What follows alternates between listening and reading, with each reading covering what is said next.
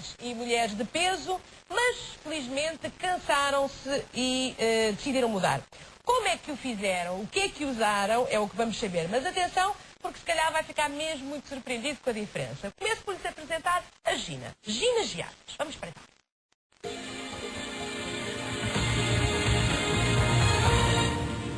Gina Giadas tinha 19 anos quando começou a engordar.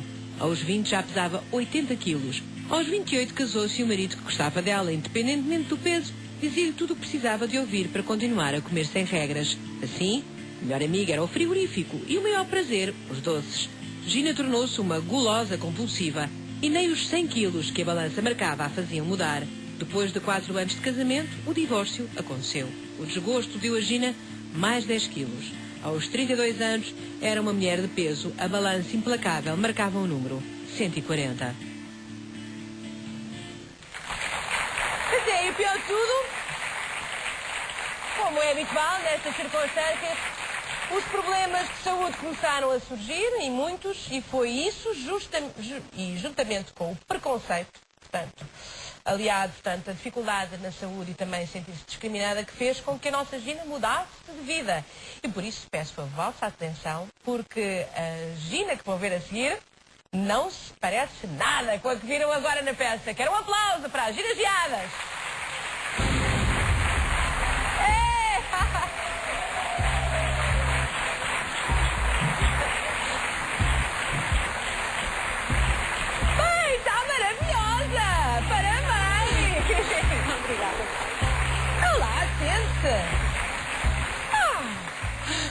Mas que gira! Muito obrigada. Então, o que é que lhe aconteceu? Que milagre foi este? Foi um milagre chamado bypass gástrico. Bypass gástrico. Mas antes de mais, conte-me lá, agora quando viu ali a sua imagem, quando viu aquelas fotografias, no seu íntimo o que é que sente? Eu não me reconheço ali. Não, é outra? Completamente. Completamente. Não me reconheço. Eu olho e chego ao ponto de pensar naquilo que eu fui. Como é que é possível eu ter chegado aqui e não me ter apercebido de tal coisa? Mas não se percebia que estava a ficar maior, que o Claro que era eu muito... percebia. Se eu vou dizer que não, é mentira. É eu mentira. Percebia, não é? Apercebia-me, cheguei ao ponto de achar que a qualquer momento eu conseguia fazer uma dieta e voltava atrás. Era essa a ideia que eu tinha. Por isso, claro que não me apercebia que não era possível assim tão fácil. Comecei a engordar e a pensar que... Porquê que engordava? Porque comia. Muito. Comia muito, tudo aquilo que não devia. Mas estamos a falar de que tipo de alimentos? Eu era uma gulosa-dependente. Gulosa-dependente, doces. Completamente. Mas vamos dizer, olha, aqui está, não é mesmo, tem razão. Tem certeza que não é uma familiar? Ai, que horror! Por isso teve aí mais 20 anos. Não, por acaso, eu não vejo, não a sinto ali muito mais velha. Sinto uma... Muito mais pesada. É outra pessoa, de facto, é outra pessoa. Olha, e vendo a Alicia, que idade? Devia estar com perto de 32, por aí, 30 em 31 por aí. E quando é que começa a engordar? Eu comecei a engordar perto dos 19, 20 anos. Comecei gradualmente a engordar. Mas por algum... Aqui está, mas realmente não parece... É porque na perspectiva tem uma cara giríssima, tem uns olhos lindos. E tudo aquilo se perdia ali, não é? Porque aquilo era muito volume, era muito... Pois, uma grande massa corporal, não é? Olha, Gina, começa a engordar porque são aqueles desafios que quando estamos a chegar à idade adulta se colocam. Por isso acabou a parte de ser teenager e ter uma vida minimamente agitada, não é? Passa-se ao sedentarismo de trabalhar, sentada, às 8 horas de trabalho. Qual é a sua profissão? Trabalho em parte administrativa, neste momento trabalho também ligado à obesidade. Só que passamos a ter uma vida muito mais sedentária. Andamos muito menos, não é? Deixa-se dar transportes públicos, começa-se a guiar. Por acaso isso não é o meu caso, mas é um elemento que baralha muitas vezes. Completamente, passa-se a ter uma vida completamente. E depois, sedentária. quantos bolinhos por dia? Eu nem sei se tinha quantidades. Eu fazia isto, eu ia aos cafés, e acho que a maior parte das vezes fazem isto, só que não admitem. E eu também não admitia. Eu fazia isto, ia ao café, e para não parecer mal, pedia uma bica e pedia um risol.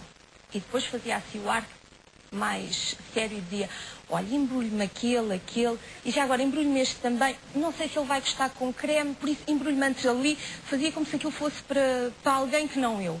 O que é certo é que eu saía daquela pastelaria, 2 metros abaixo, já estava a tirar o bolinho da caixinha para o comer. E devorava todos? Comia-os todos. Comia tudo. O meu almoço eram bolos, a sobremesa eram bolos, doces, comia tudo. Era o que viesse. Era o que viesse. Olha, mas entretanto o volume aparecia. Como é que dialogava com a sua imagem? Eu sempre optei, eu tive uma fase em que começava a engordar e pensava, eu vou a qualquer momento, faço uma dieta e vou conseguir ir lá. E pronto, e não há que me preocupar. É só eu querer.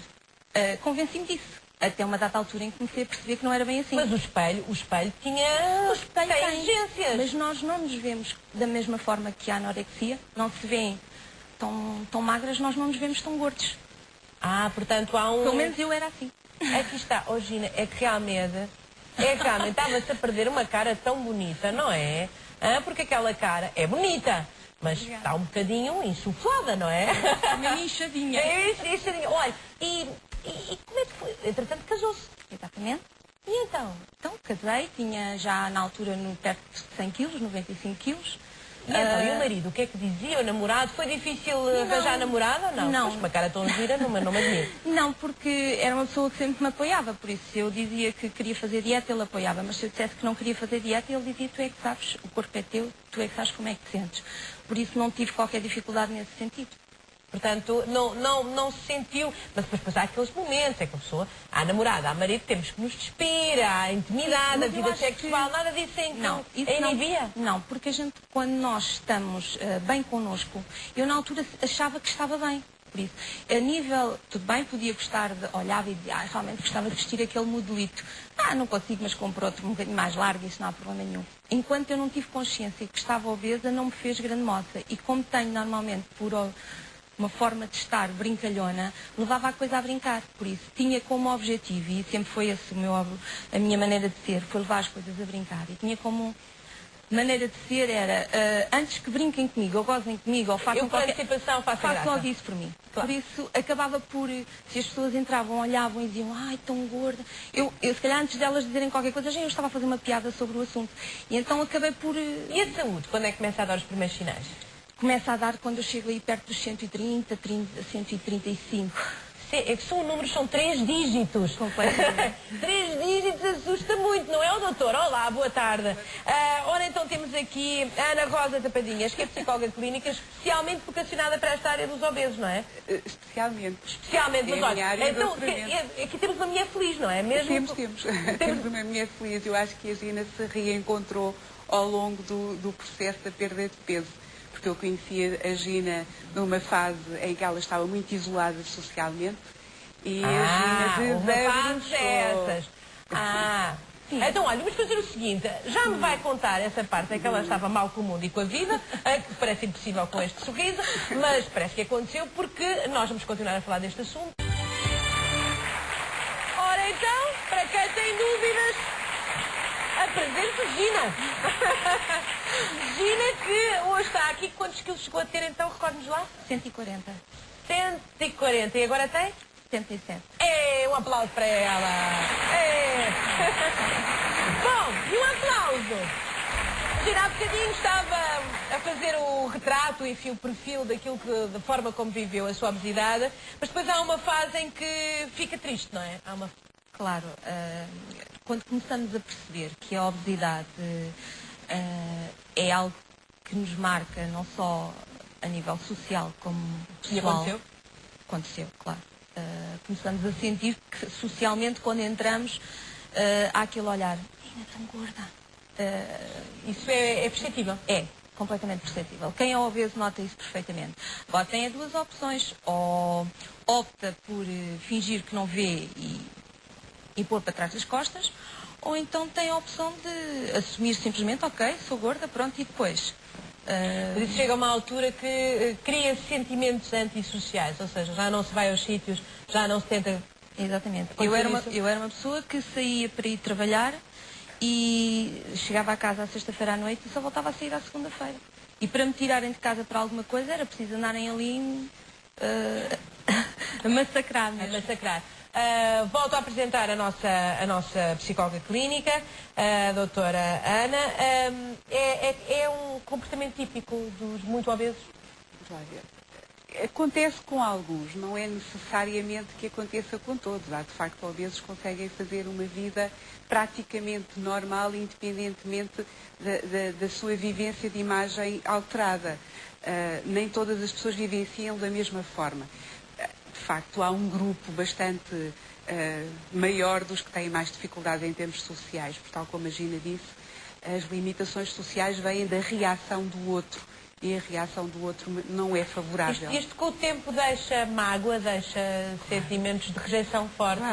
Claro que deixa, não é? Porque se nós sentimos repetidamente que somos marginalizados, apontados, como a Gina referiu, a dada altura, somos nós que já não queremos ser o alvo das atenções. Já não nos queremos pôr a jeito, não é? Não nos queremos pôr em circunstâncias que terminem. A Gina contava-me há bocadinho, durante o intervalo, que teve, por exemplo, um dos momentos, talvez se calhar dos mais difíceis, foi um dia quando foi pedir emprego, não foi? Exatamente. Foi candidatar-se a um lugar. Exatamente. Eu trabalhava numa empresa, a empresa fechou, por isso fui para o Fundo de Desemprego, como todas as pessoas nesta situação, e o Fundo de Desemprego mandava para nos dirigirmos a empresa XPTO, e nós íamos lá e apresentávamos a candidatura. Eu cheguei lá, entrei, tinha um balcãozinho e disse: boa tarde, eu venho candidatar para um emprego.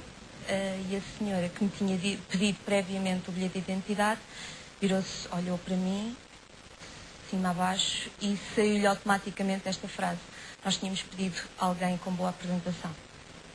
E eu sou uma pessoa com sentido de humor e tive que encaixar aquilo e pensei: bom, ou desado para a estupidez e ia bater na mulher, ou então vou ter que ter um bocado de sangue frio e responder-lhe com algum nexo, se eu conseguir. Optei pela segunda hipótese, disse à senhora: eu tenho 2 braços, tenho 2 pernas, não cheiro mal, estou vestida, considero que bem, se me ensinarem o trabalho eu aprendo. Claro que, entretanto, quando estou com esta explicação, a senhora começa logo a pedir desculpas e dizer que não era bem essa a intenção, que foi mal interpretada. E eu, nessa altura, pedi-lhe o bilhete de identidade e disse-lhe: não, quem não quer trabalhar numa empresa preconceituosa sou eu. Virei costas, fechei a porta, mas claro, como é óbvio, desde a porta até caminho de casa chorava que nem um bezerro, porque aquilo tinha-me magoado imenso. Magoava ainda assim, sim. Magoava. Claro, sim. Olha, toma a decisão então que tem que perder peso? Como é que chega à decisão de ter que mudar a sua vida? Exatamente. Radicalmente? A decisão chega porque eu começo a ter alguns problemas de saúde.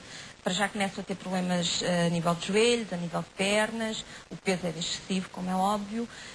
Começo a ter um problema que não contava a ninguém que me custava imenso, que era sofrer já de incontinência, dado ao peso que estava em também cima da existem bexiga. essas sequelas? Exatamente. Não era grande, mas claro que à medida que fosse engordando mais acontecia. E era um segredo autêntico para mim, porque eu achava isso vergonhoso. Claro. E depois comecei a ter problemas de tensão arterial, comecei a ter, obviamente, também dificuldade a respirar, tudo aquilo que... Portanto, e um dia bate com a mão na mesa e diz: é hoje? E um dia fui trabalhar, mudei de emprego, fui trabalhar para uma empresa, e quando entro, e lá está sempre aquele problema: bem, eu vou trabalhar, mas chego lá, faço a semana de experiência e depois mandam-me embora porque eu sou obesa e pronto. E quando entro dentro da empresa, a primeira pessoa que me apresentam era a pessoa que ia trabalhar diretamente comigo, e eu olhei para ela e o meu primeiro pensamento foi, e ela tinha-me dito que ela já lá estava há muitos anos, o meu primeiro pensamento foi: bom, se eu não ficar com este emprego não há de ser por ser obesa, porque a pessoa em questão também era obesa. E então pensei, senti-me assim em casa. E passado 5 ou 10 minutos, eu acho que os obesos, quando começam-se a encontrar, passado 5 ou 10 minutos começamos a falar da nossa gordura.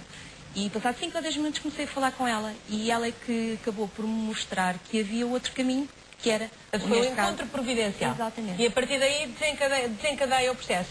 A Gina lançou um blog, não é? Exatamente, criei um blog. Na altura, quando me falaram desta cirurgia, como eu não conhecia, só ouvia falar da banda gástrica, e então criei um blog para tentar ajudar-me a mim, inicialmente, e depois daí surgiu as pessoas que, entretanto, entram em contacto comigo por esse blog.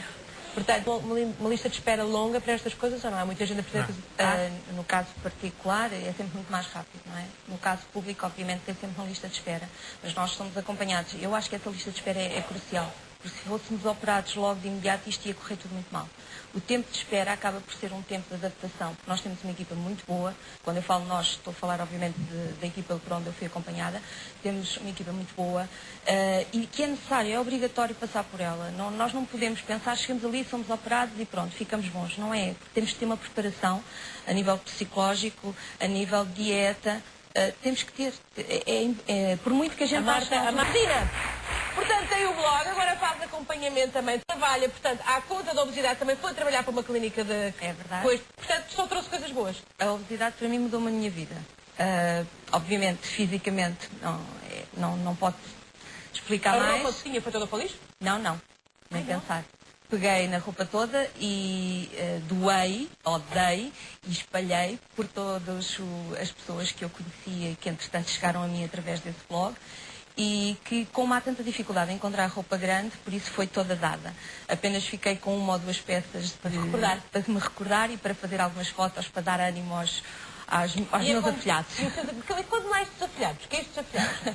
Os afilhados eu tenho este blog que começou inicialmente para ser uma ajuda para mim.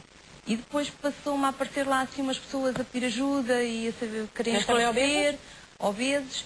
E eu, entretanto, comecei a encaminhá-los para a equipa que me acompanha também, a encaminhá-los e a ajudá-los e depois aquelas dúvidas. E depois comes muito, comes pouco e tento ajudá-los e apoiá-los ao máximo que posso no que me é possível. E como eu costumo dizer que a obesidade, esta cirurgia foi um renascer e uma segunda oportunidade que a vida me deu, eles carinhosamente também começam por dizer que renascem. Como renascem, precisam de uma madrinha e então chamam-me de madrinha e por isso eu tenho tantos afilhados.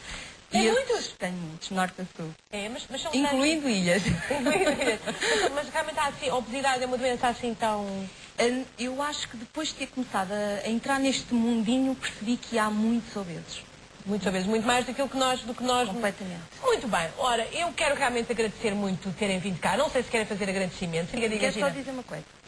Para já quero agradecer, obviamente, à minha equipa médica, a doutora Ana Rosa Tapadinhas, a doutora Mónica, que é dietista, e o doutor Edgar Rosa, que foi quem me acompanhou. E depois, quero só aqui deixar uma coisinha. Todos os obesos que estejam a ver isto, que olhem um bocadinho e que se vejam em nós, nos nossos testemunhos, tentem fazer alguma coisa por vocês, porque pelo menos vocês, quando estão a olhar no espelho e não se gostam de se ver, pensem que não é só a parte física, é a saúde também. E utilizem um lema: nunca desistam de vocês, nunca desistam de vocês. Façam tudo, mas tudo para melhorarem. Isto é uma mulher, uma fúria! Subiu uma câmara a falar olho no